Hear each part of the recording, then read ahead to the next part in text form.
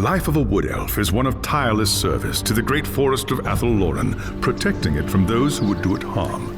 Sometimes, however, it happens that a young Azrai is born with an urge to wander. An overpowering curiosity and a desire for adventure that will not be denied. Known as the Windborn, these wood elves can be vexing to their elders, but have the potential to become great rangers if their adventurous nature is properly harnessed.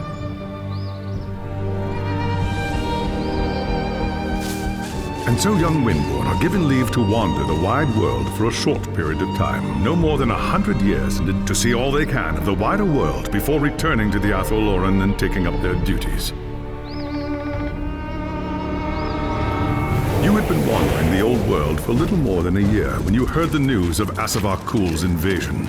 A human named Magnus was raising an army to drive back the Horde. It sounded like an epic adventure, the very thing you'd left the Athel-Loren to find.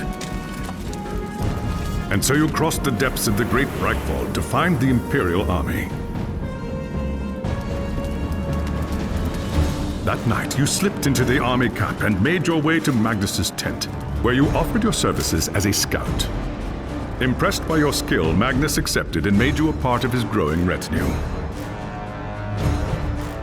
Thus began your first great adventure, guiding the growing human army across the Empire and into the frozen lands of the North. The great battle outside the walls of Kislev was more terrible than you could have imagined.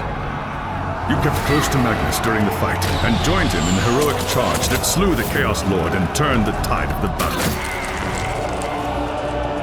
After the battle was won and the dead put to rest, you returned with Magnus to the city of Nome, where a hero's welcome awaited you. But the noise and bustle of the human city has begun to wear on you, and the urge to wander has taken hold again. As the sun sets over Nome, you wonder if the time has come to leave the city and seek a new adventure elsewhere.